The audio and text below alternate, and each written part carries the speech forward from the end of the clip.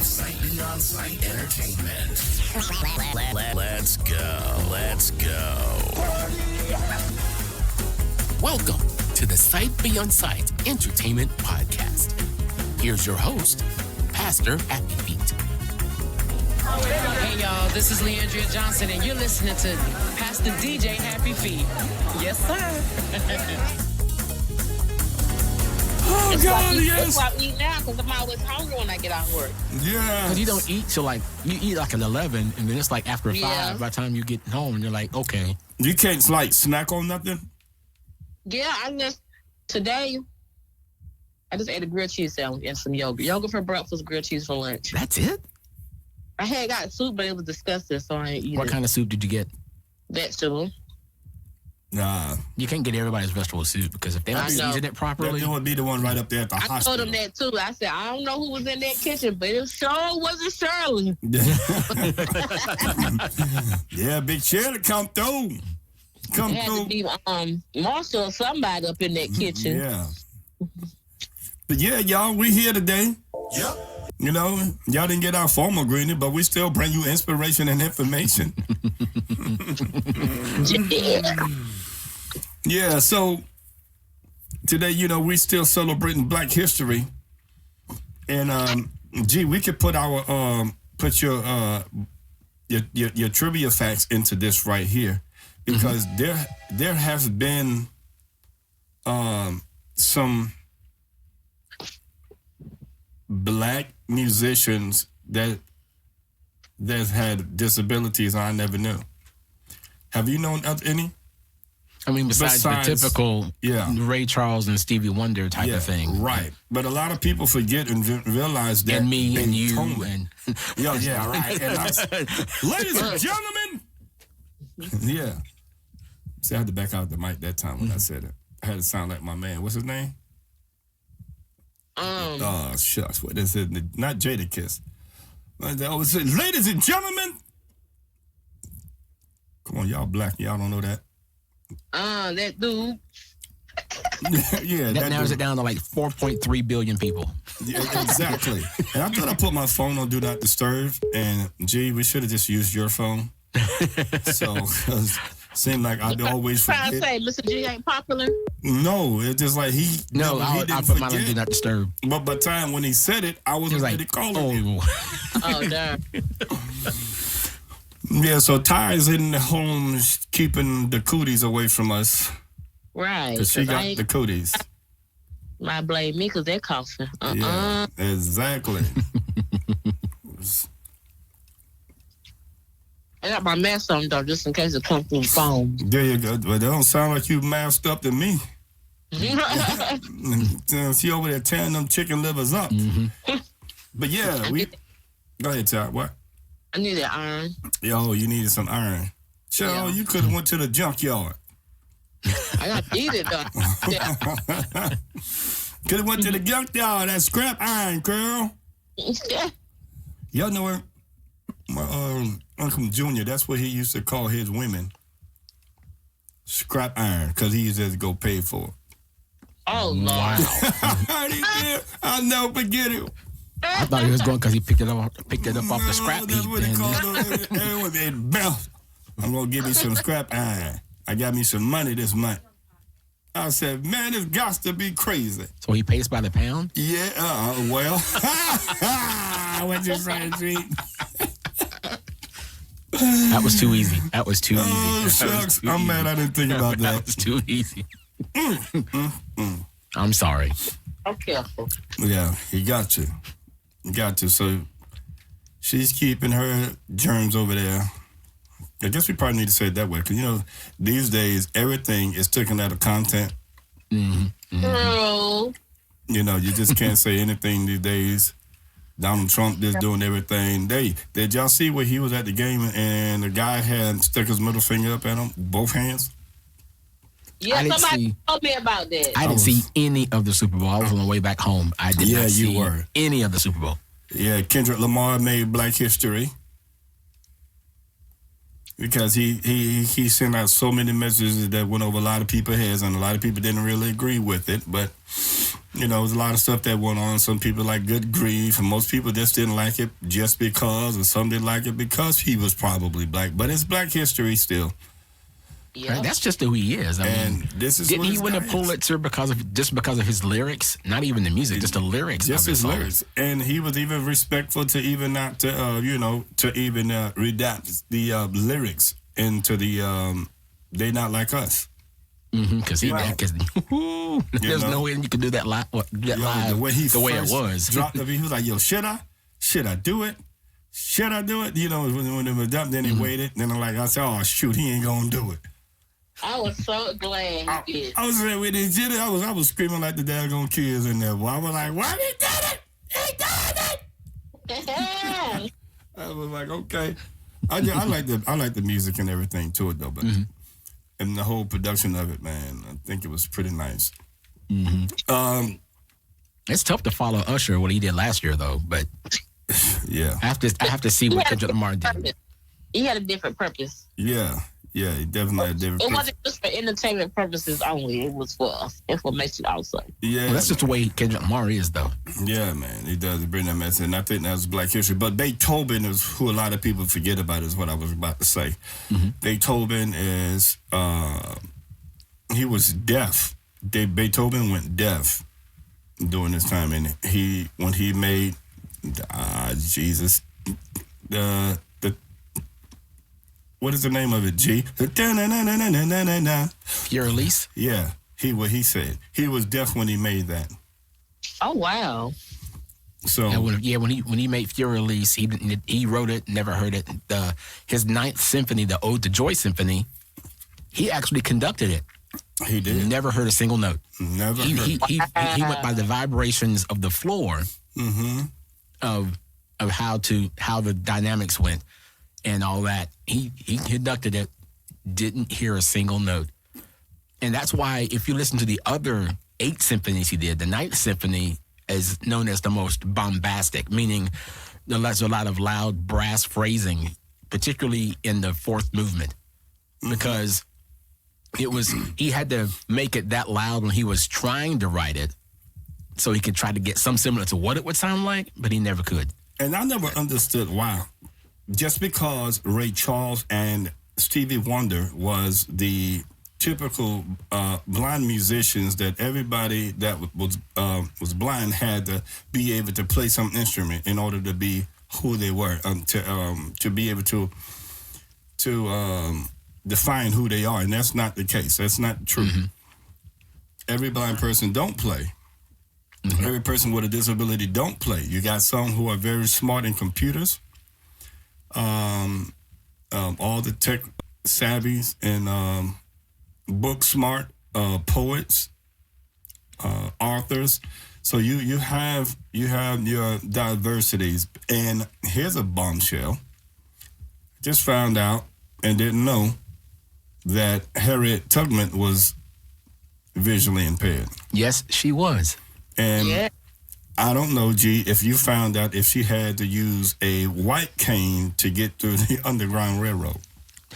Actually, no, she didn't. And it's interesting how she became blind. She just happened to be literally in the wrong place at the wrong time. When she was 13, she just happened to be in the way of a 2-pound metal weight that was thrown at another slave that was trying to escape. And it hit her by accident. And it cracked her skull. They just picked her up and took her back to her slave quarters, laid her on the seat of a loom and let her sit there unconscious for 2 days with no medical care. And that led to a bunch of very, very sharp and painful headaches, and then led to narcolepsy, which meant at a moment's notice, she would just fall asleep. She would be leading some slaves in the middle of the night and just fall asleep. Wake up 30 minutes later, still aware of where she is, get up and say, okay, let's go. And because of her narcolepsy and because of the pain of the injury, she started to lose her vision. But at that time, she said she had known those paths that she had taken so well, she could have done it blindfolded anyway. That's how great and amazing she was. Now, here's an interesting thing. Random trivia fact. In the late 1890s, she got in contact with a doctor in Boston at the Boston, Massachusetts General Hospital, and and enticed him to give her brain surgery. What he basically did was sawed her skull open and to just raise it up a little bit to alleviate the pressure on her head and her skull, and then put it back in place and went along the way. The thing is, she refused anesthesia because during her time working as a spy and a scout in the Civil War, she saw many soldiers not get anesthesia when they were getting like limbs amputated. So she just asked for a single bullet to bite on while he did the surgery. She was alive. She was alert while he was sawing on her head to lift up her skull to take off the pressure that she was having all these headaches and all that stuff. She was hoping it would help her bring back some revision, and that never happened. So as she went through her life, she kept losing more and more of her vision. And, what?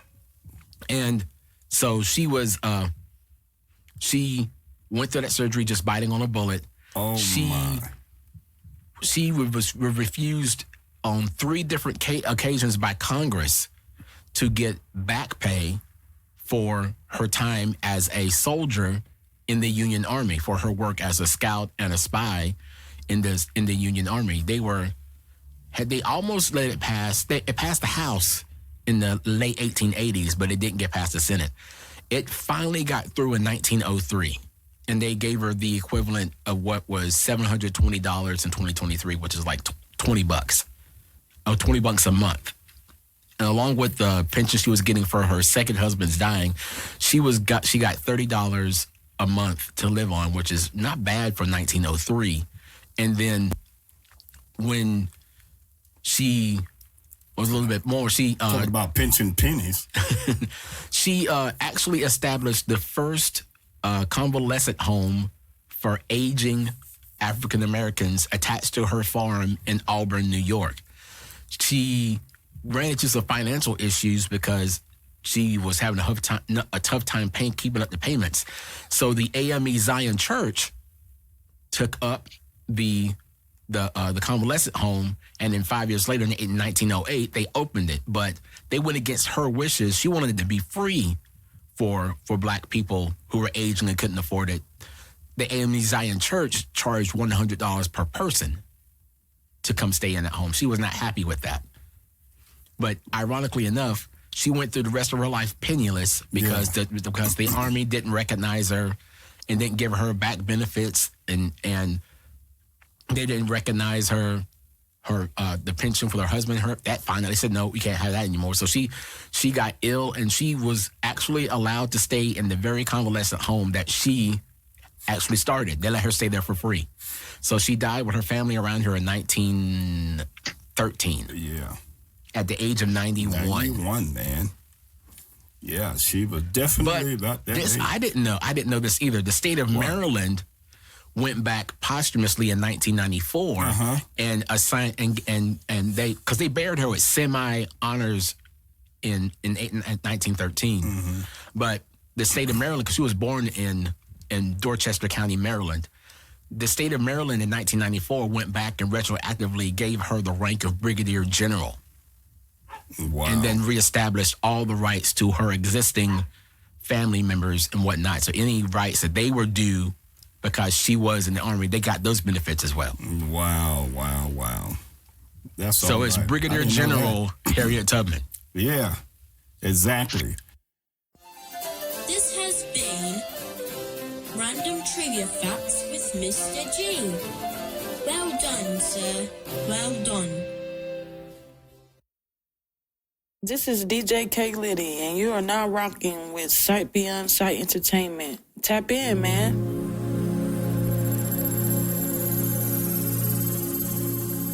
What else? I mean, what else we got out there? Who else we have out there that we really don't?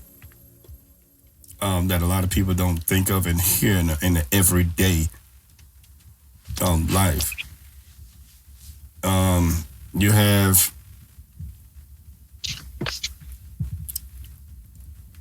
I think, let me be controversial. I think Michael Jackson had a disability. What kind? Now he did have a skin disease that his skin would get wider and wider and wider. Yeah, and then there's a nose issue. I know that one. But I think he has some type of mental disability. Yeah, I think that was because he always had a child, or partly because he had no childhood. None of his siblings had childhood, but it seemed Michael was the one most affected by the lack of childhood, which leads me to think that he has some type of mental disability. Yeah. Of some type. Because he was so genius. It seemed like he was so gifted, right? Mm-hmm. He was not. It didn't seem like he was. Mm-hmm. Let me make sure I make that correction. I'm thinking that he was definitely a genius and he was gifted. Mm-hmm. I have a story about that. Oh, just one example, because everybody knows that Lionel Richie are given co-equal credit in writing "We Are the World," and Quincy Jones produced it. They got together. Michael and Lionel got together, and they were working on it, and they were kind of stuck at an impasse. They couldn't figure out something. So they decided they were going to sleep on it. That next thing they know, Michael is up at the piano. And when Lionel woke up, Michael's like, okay, it's finished. But, huh? What do you mean? Yeah, whole song's finished. Yeah. Michael literally wrote 95% of that song. The question was who was going to sing what and when and with who. Yeah. That's what they decided. And that's where Lionel Richie came in and Quincy Jones came in. But Michael Jackson literally wrote "We Are the World." They gave co-equal credit to the both of them. But Michael Jackson wrote that song. That was the most powerful song. And he did it like that. He just sat at the piano. He just, okay. And then boom. And then here come Kirk Franklin with "Lean on Me." Yeah. Yeah. The gospel version of the gospel version of "We Are the World." Yeah. I was trying to think of somebody else that I could relate that to them maybe having, because like we said that he had a childhood issue. Richard Smallwood suffered from years of depression and didn't let anybody know. And he was afraid to let anybody know because being a preacher and a gospel singer and you're trying to encourage people to sing. You're singing songs about faith and healing and encouragement. And I saw in the article, it's like, who am I to admit that I have been fighting depression for decades when I'm singing songs like "There's healing for your body, there's healing for your soul, there is a balm in Gilead," wow. and songs like that. So he didn't come out for years that he was fighting depression. And finally, he's like, you know what, somebody needs to hear this. So. It's like the Bible study I was going to be teaching on tomorrow. It's the imprisonment, and we can be in prison in our minds and our head. We can put our own. We can be prisoners in our own life. We can be prisoners of ourselves. Is what I'm basically trying to say. And when we do that, we still are making. Ourselves vulnerable to everyone else imprisonment issues and making us, feel less of a person, weaker than a person. You can be in imprisonment in relationships, and as make that in making you feel guilty or entitled to be doing this, or make you feel sad, or make you feel like you got to be obligated to do this, that, and the third. And we talked about that on the show before, the word narcissist. That narcissism kick in and it would have you that. I mean, that's a sickness. That's an illness that people don't even admit to having, and it's a sickness. And most of these things are taught on a child level, because we don't know violence as a newborn.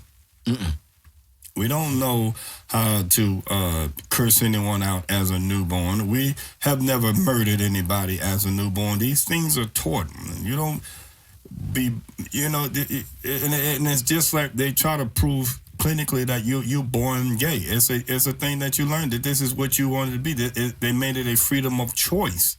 And these are choices, and we are trapping ourselves into a era or a bubble or a space, and we're talking about we want freedom and we want to be free, but yet we still holding ourselves in captivity by allowing these things to hold us and holding these things in and being afraid. And you're not supposed to mention certain things because you're supposed to be of certain status or some stature or certain thing. You may not be, feeling yourself, and you got low self-esteem, but everybody else thinking that you are high and mighty because you're looking good, you're hiding it very well, you deserve an Oscar because you can act real good, you dress it up. But it's like if I'm so depressed I can hide it so good. I have never told G. But what if he picking it up? Nah, G, man, ain't nothing wrong with me. I'm good, cuz. But he could be like, yeah, I know. That's all right. You ain't got to tell me right now, but I know. That's why Robin Williams killed himself. This is exactly why. Talk about a little bit, Robin Williams, G. Yeah, everybody, well, if you don't know, Robin Williams was a very successful comedian and actor.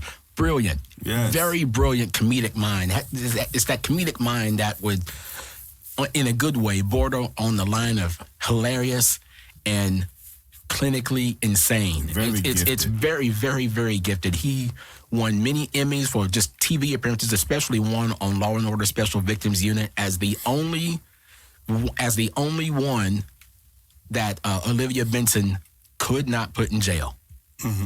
But then he eventually escaped and drowned himself, or allegedly. No one knows where he went because they never found the body. Right. But it came out when he killed himself that he had been going through a bout of depression all these many years and decades, making people laugh on Mork and Mindy and all these other TV shows and all these movies that he did, Mrs. Doubtfire, Patch Adams, everything, you name it, he did it.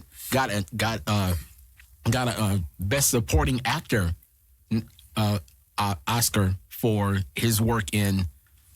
It's not Good Will Hunting. It's the other one. It's the Dead Poets Society. Oh, okay. I'm about to say, don't start midline because I don't know.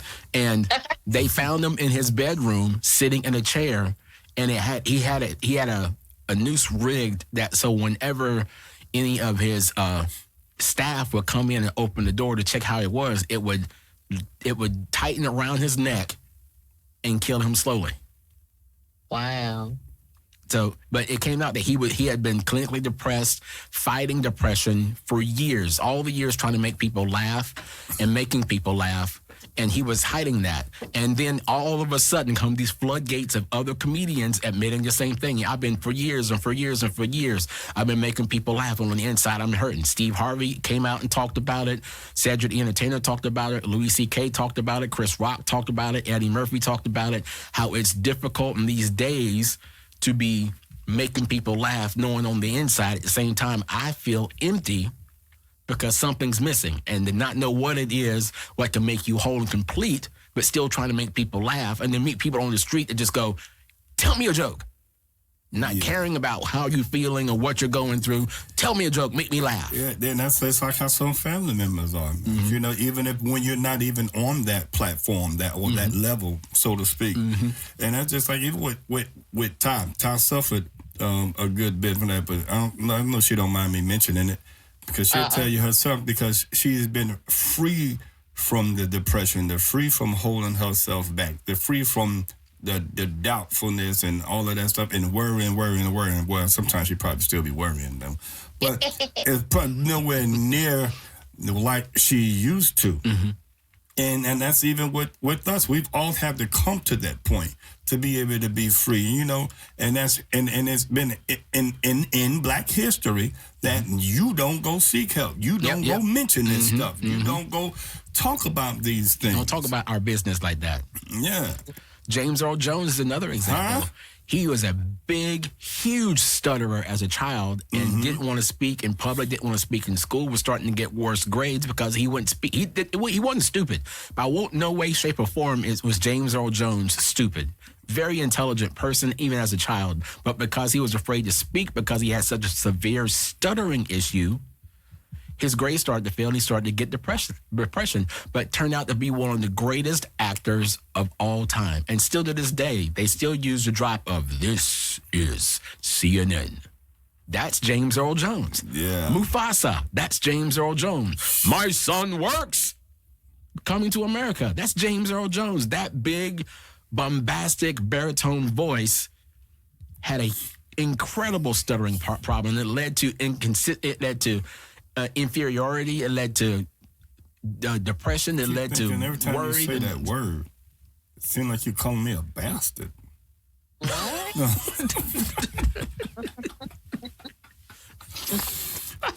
What's that big word you use? I ain't never heard it Bombastic? like that. You bombastic. like a reggae song. Yeah, bombastic. Or what the name? Shabba Ranks. Yeah. Yeah. Y'all still be more careful, boy. I tell you. Don't go anywhere. We got more inspiration and information for you right after this. Need to turn that box of old videos in your closet and basement into digital format? Let Sight Beyond Sight Entertainment convert your old VHS movies for you. Restore and share family memories from 20 years ago, and you can watch your digitized videos on your computer, your tablet, your smartphone, or TV. Call us at 864-529-5360 or reach out to us on our Facebook page or by email, sightbeyondsight7@gmail.com. This your girl, TyBoogie, and I want to welcome you back to Sight Beyond Sight Entertainment Podcast. Enjoy. Ty, what we got? I know we ain't got no call. They probably came in later, but No, we ain't get none. Can you believe that? oh no? No. Where y'all at? Yeah, where y'all be, cuz? Step up on the phone line, hit us up. Call us next week so we can get it on. So you could be on our radio show. We could just play you and let you know. Let the world know. Ask the pastor segment. Uh-oh. Yeah. What we said. All right, so let's do a couple of music trivia. You got your cards with you? I got my card. I got one Black History Month. Sure. Okay. All right, let's see what G and I can do. In 1995, Smokey became the first Black man to get catfish. What? What? Who catfish Smokey? Yeah. We came to meet old girl. Huh? When Smokey met that girl, she said, I look like Janet Jackson. Remember? Oh, Lord. I thought talking about Smokey Robinson. Yeah, daggone it. Got both of us. And matter of fact, wasn't we just talking about that a Yes, while we ago? Oh, my God, G, we literally was just talking about that, man. Oh, my God. Go ahead, Ty, what we got? What kind of music we got today? What you got for us? Okay, Destiny Child doesn't think you're ready for what?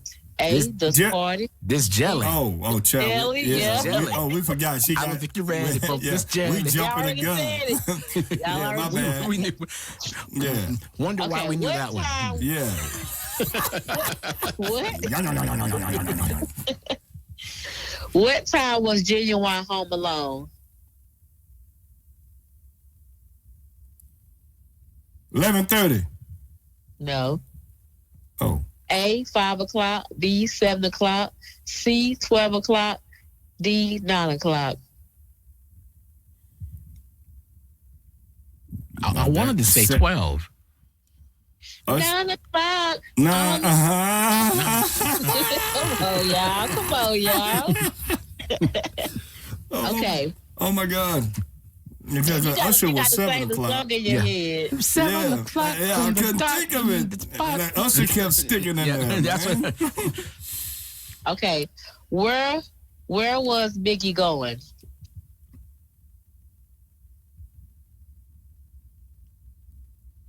Back to Cali. Biggie, that's thinking of LL Cool J. That's what they said, back to Cali. I don't know what song that he sung when they was in there. They said back to Cali. I know which one you're talking about.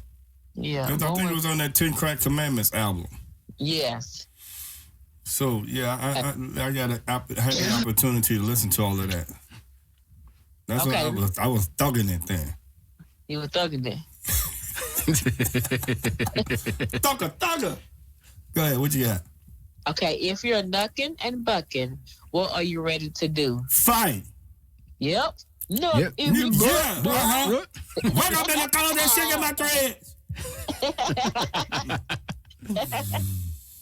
I just shook my dreads too. Oh. Okay. Outkast said they're the type of people that do what? Make the club get crunk. Yep. Nah. Bust that fuzz. Everybody move to the back of the bus. Okay. How does Juvenile want to move? Like a horse. I mean, not like a horse. I'm tripping. I almost said just like that, but that's ludicrous. Yeah. Slow motion for you. Slow motion. So, I like it like that. She working that back. wait, who is this? That's Juvenile? Juvenile, yeah. So I thought she said genuine. That's why I didn't know. Come on. That's why I was thinking. I thought you said genuine. I just knew. I should have said repeated. My bad. Oh, okay. Slow motion. What does Rick Ross do every day? Oh. Every day I'm hustling. Yep. Yeah. Stupid. Okay. According to the Locks, what is the key to life? According to whom? The Locks, New York. Come on now, you know the Locks. And Kim bagels? was in that song. Goldie. Okay. A, sex, drugs, rock and roll. B, money, hoes, and clothes. C, chicks, trips, and stiffs. D, money, power, respect. I think I'm going to say B. No, money, power, respect is the key to life. Money, power, respect. Oh, to the Come key. on. Read B. Read B again.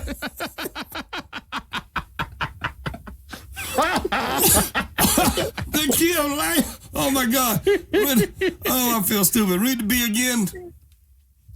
You said read B again? Yeah. Money, hoes, and clothes. What in the world? Stupid. Yo, pay attention to the question, Happy Feet. Okay. I'm tripping, man. You tripping hard. Yeah, that was too funny. Let's do one more time. Okay, let me find a good one first. That right there was funny. The key of life. You said, Oh, sure. Well, to some people. Yeah. Exactly. okay, a daddy mat will make you. Jump. Yeah. Yeah. Rest in peace. R.I.P. to you.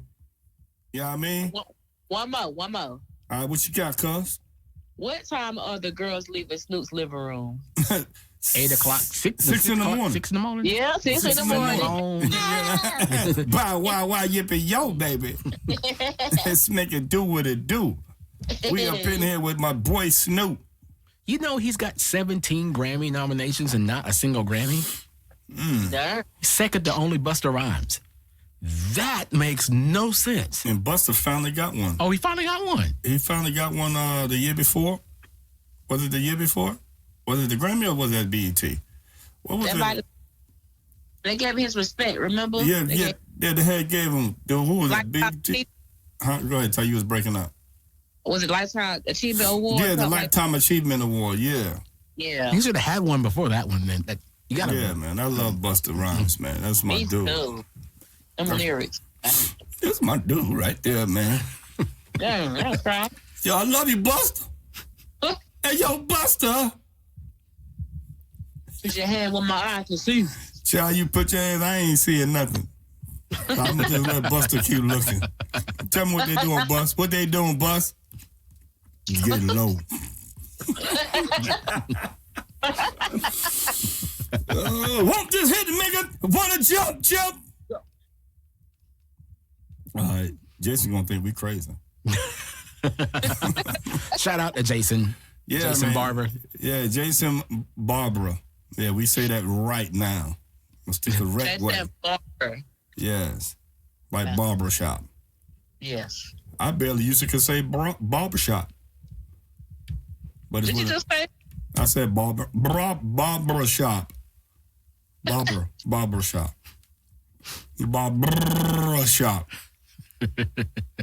Lord. Okay. Because you got to fix your lips to say it the right way. See, people always tell me that I got little tiny lips. Who said that? People always say that I got little lips. I've always heard that. They probably tell the truth. That's a daggone shame. So even if I was single, I would never get an inbox from a girl telling me, "You got some sexy lips," like you do. Everybody like little lips. Everybody likes something different, you know. Well, they told Ty she had soft lips. Oh, your lips are soft. Wait, well, how would they know that? I don't know. Your lips look soft. Oh, they look soft, or they were just saying they are soft, or they look soft. Which one was it? Soft. They look soft. Yeah. You should say, "Well, looks could be deceiving. You bum bastard."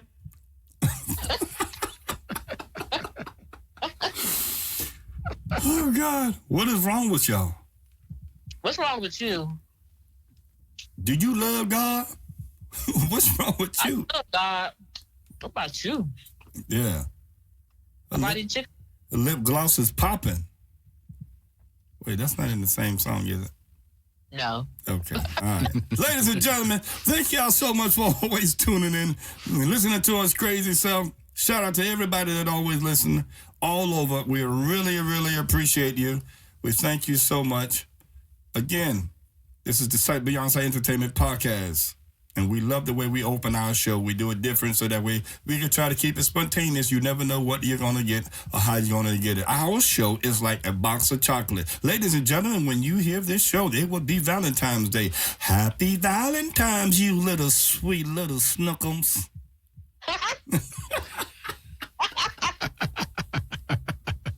You little boochie boos. Yeah. Get your little booskies on, okay?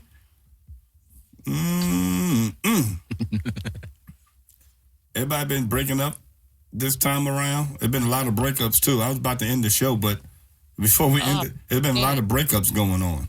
Don't do that. This is the wrong time to be breaking up. You know why they breaking up, though, right? They don't want to buy their gift. And what else? They got to be with the other one. They got to learn how to manage. Yeah, exactly. They so stupid. They supposed to be out there just managing. So they breaking up with the side one. No. Well, yeah, some of those are happening. And then some of the main ones are having issues. Oh, that's messed up. Pokey! They need you out there! I left home! To be with my side piece! Pokey! They call me Big Pokey Bear. Okay. All right, ladies and gentlemen, we out of here. So remember, don't ever be ashamed. Try what they need to do. Let it hurt, let it heal, and let it go. Pokey! Happy Valentine. Thank you for listening to the Sight Beyond Sight Entertainment Podcast, a podcast of inspiration and information, a production of Sight Beyond Sight Entertainment. If you have a question that you would like to submit to the podcast to be answered by Pastor Happy Feet and the crew, drop us a voicemail at 864-256-0922. Also, check out more episodes and content on our Facebook page, Sight Beyond Sight Entertainment, on X at Podcast Sight 4, and reach out to us via email, sightbeyondsight7@gmail.com. God bless, and always remember, Let it hurt, let it heal, and let it go. Peace. Sight Beyond Sight Entertainment is your home for quality, professional DJ and photography services, school functions, church events, weddings, you name it. Sight Beyond Sight Entertainment is here to help make your event special just for you. We also offer audio recording time in our studio for you and your group, as well as piano and drum lessons for people of all ages. For more information, reach out to us on our Facebook page, Sight Beyond Sight Entertainment. Call us at 864-529-5360, or reach out to us via email at sightbeyondsight7@gmail.com. Well, I ain't had no fever or nothing. He tested me for pneumonia, the flu, COVID, RSV. He said, you ain't got nothing. All my vitals was perfect, blood pressure. You just got a terrible cough. He just said you just got it. He said you probably had something and just getting over it. And the cough is the last thing to go, he said. Because you didn't have all of that last week. No. I mean, like... Yeah, it sounded like you had anything. Before. I mean, you had a cold or something but like not, that. You not like this. Yeah, because there was that podcast we all had. Yeah. That funk. And that was that boring podcast we was in. And like, we was like zoning out. Somebody said... We were just trying to survive. They said, where was you and Ty when G was giving back his day? Like, he was talking like it was like 30 minutes long and y'all was like, wasn't there. Where y'all went? Who said that? I was like, ain't nowhere in the world. That's one of my friends had called and told me. He's like, where y'all went? I'm like, they was like, just exaggerating because it was just like, because I even said, I said, well, when you listen to the show, I guess you would call it boring because that's probably one of our boring shows. And I said, then they said, yeah. He was like, yeah. He said, y'all had Mr. G talking on for about 30 minutes on this trivia fact by himself, and y'all was gone. I went to sleep that day. Yeah, I said, I think I zoned out. I said, we were all like, zoned out for real. I said, I ain't gonna sit here and lie to you, man. I probably zoned out. We were all on cough medicine or something. We were like, I was thinking, what I'm gonna eat when I leave this place.